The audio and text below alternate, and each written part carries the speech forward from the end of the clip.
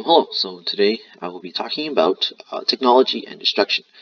Specifically, I want to talk about how the effects or the aftermath of the bombing of Hiroshima and Nagasaki were important towards the developing anime tropes of apocalypse and technology and stuff like that. So, some points I want to tackle. I want to tackle how Japan was affected by the bombings of Hiroshima and Nagasaki. How the media had themes that were related to the bombings. For this, I'll be using two case studies, one being Astro Boy and the other one being Akira. Were there any drawbacks for this new media about apocalypse and technology? Was it disingenuous? And overall, more of a speculation point, just talking about the future of Japanese media. So, before we start with anything, I think it's very good to start with a quick history of the bombings. So, the bombings of Hiroshima and Nagasaki. The bombs were dropped on August 6th for Hiroshima and August 9th for Nagasaki, both in 1945. In Hiroshima, it killed 129,000 people, and in Nagasaki, 226,000, many of those being civilians. As we can see from the documentary that was shown in class, the effects of the bombings of Hiroshima and Nagasaki, that all public institutions stopped and the land was turned to ruins. As we could see from the documentary, a lot of the trains stopped working. Any businesses were closed due to the fact that there was a nuclear weapon that fell onto them. If people were lucky, they were able to hide. People in the area, if they were not killed, were severely burnt from the sheer heat of the nuclear bombs, followed by the immense irradiations. It was said, like we can see in the middle picture, the clothes sometimes would burn marks onto their skin. Again, from the documentary of the effects of the bombings of Hiroshima and Nagasaki, people who wore clothing, perhaps for those parts, their skin was protected, but most of the time they were burnt if there was any exposed skin. So their face, hands, legs, if they were wearing shorts, were all affected by the mass radiations. So what was the aftermath? Well, the aftermath was after the dropping of these two bombs, Japan officially surrendered to the Allied powers and to America, ending the World War, or the World War. After the bombings, scientists also tried to begin to study whether this bomb was atomic. We could see this in the documentary, as previously stated. They were looking at how irradiated was the land, the angle in which the bomb dropped, how this affected the people. Was these damages permanent? And of course, we had Nippon Eiga accompanying the scientific researchers to film it, later to show in those science films that we talked about in class. And those who survived the bombings had very mixed opinions about the effects of the bomb. However, when analyzing Time magazine's interviews with survivors of Hiroshima and Nagasaki, we can see that majority of them are happy that they were able to survive this almost extinction event, even though a lot of their loved ones were gone. But also another thing was, how was someone able to do something this heinous? Bring these weapons of mass destruction that really attacked them. And this really jaded the people that were the survivors about technological things that could cause nuclear fallouts, that could cause these apocalyptic events. And I will touch more about this later on. But after the war was the beginning of the rising media in Japan. As we talked about in class with the 100 Years of Cinema, it was where young artists, youthful artists, were able to start releasing things that were not just about Japanese nationalism. They were able to have the freedoms of speeches that they were able to talk about different films. So again, young artists who experienced the wars and the bombings or heard stories of it from their relatives were able to start creating these medias. This perhaps brought in some inspiration towards their creations of films, not as in not all films were related to apocalypse and technology at the time, but there was uh, hints of it as people have experienced the war, and the best way to create media is through experience. So now we will talk about our two case studies, that being Astro Boy and Akira. So starting with Akira, I think it is important to talk about Osamu Tezuka. So in an interview with Tezuka, it was stated that during his teenage years, he was drafted to work in a factory during the World War II. So he wasn't fighting on the front lines, but he would have heard the bombing of Hiroshima and Nagasaki. So much so that of age 17, he wanted to use his artistic talents that he had since he was a child to tell people to take care of the world, where these natural disasters should never happen, and how, even though they have dropped, how should we adapt to it? One of the greatest examples of how he said we should adapt is with his national well-known piece, Astro Boy. Astro Boy is a humanoid robot who wants to become more like a man, to have these emotions. He is, in all terms, a perfect robot, a superhero almost. But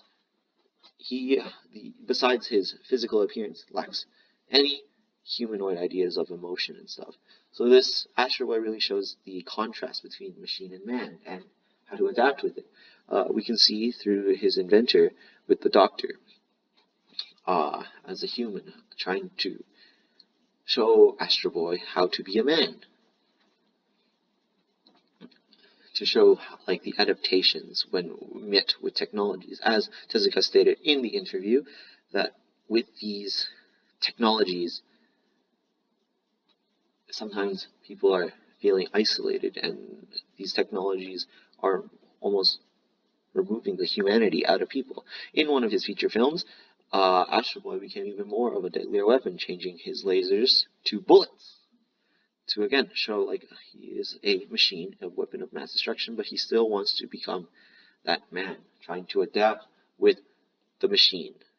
Secondly, we will now talk about Akira. So Akira was a film created in 2014. The general plot is another world war had happened and there was another bomb that was dropped, but this time on Tokyo. The film talks about the creation and adaptation of people surviving in this new Neo-Tokyo. And through the atmospheres that we can see this dark utopian ideas, we can see that in the higher levels, like the high skyscrapers where the upper class would be, you can see that it's much more vibrant and colorful, while the bottom is more darker tone, full of slums where the biker gangs, the delinquents, freedom fighters would all be there, and where majority of the battles will take place. Of course, this film talked about many things. One thing talking about political leaders and higher ups not really knowing what to do, but also creating bioweapons in the form of children, such as Ryu and Tetsuo, taking the children and sort of removing their humanity. As you can see, the slowly transformation of Tetsuo becoming more and more of a beast, more of a weapon. And of course, we see the tropes of again trying to cope with what happened in now new Neo-Tokyo. So, what are some themes that we can pull out from these two like adaptations of this new apocalypse and technological themes that we see in animes? Well, one, we can say that they were sort of inspired by the nuclear bombings, as we can see with things like Godzilla is almost like a beast, is the representation of something that would end the world, such as the nuclear bombs.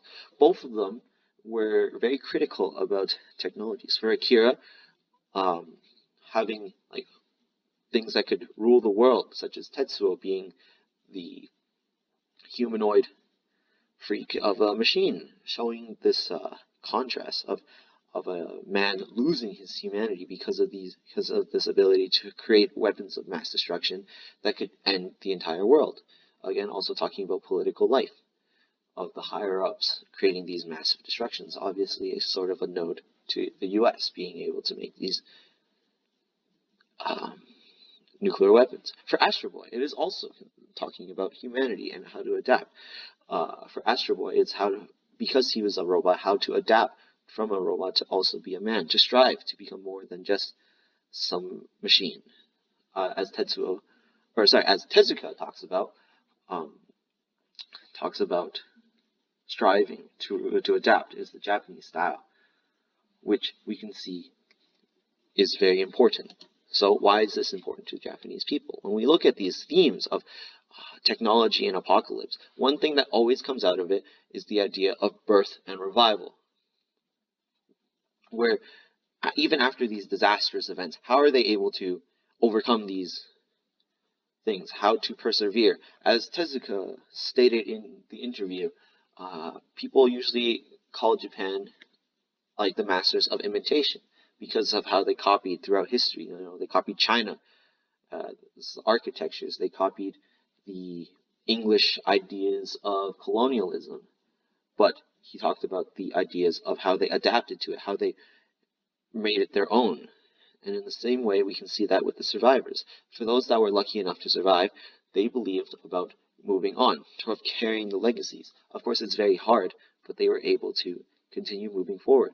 For people like Tezuka and the creators of Akira, talking about how even though with all this new technological stuff that was able to destroy humankind, how are we able to see through it? For Akira, how are you able to go past these apocalyptic events and strive to become a society? How to adapt from these hardships? For Astro Boy, it is more of like a sense of becoming a person instead of more of a machine to overcome and adapt. And we can see this throughout all of Japanese history, throughout the Edo period, towards the Meiji Restoration. We can see they first adapted with Chinese stuff, but then later they moved on to a more Japanese idea during the Edo period with the samurai and the shoguns. Later, when they were accompanied by Commodore Perry entering Japan, we see that that is the end of the samurai and shogun, and more of an adaptation of European imperialism, as we can see, trying to find this Asian sense of colonialism. And, you know, even throughout these apocalypse things, we can see people just trying to adapt and overcome, which is very, very important to the Japanese mindset. So, for the last point, we'll just talk about the future of media for the atomic bombs. I do speculate that, like, you know, technology and apocalyptic themes will still like flourish throughout Japan. It is a main staple. It's almost like a supporting structure. We see it still constantly with like new movies of like Godzilla, the Gundams, and any other thing with like technologies and creating weapons that could pretty much destroy the world. Especially now during the COVID pandemic, I believe that this is very important for Japanese people to keep their mindset of adapting and overcoming, as this deadly pandemic is creating a loss of many lives. Perhaps eventually it will get a future adaptation where it could be like some mythical beast or maybe even a bioweapon. And of course, I believe that the legacy of the nuclear bombs will still last within Japan, but it is how they adapt and overcome these ideas to create and inspire people is the key point of this presentation. So I want to thank you for just listening, and of course, here are my references.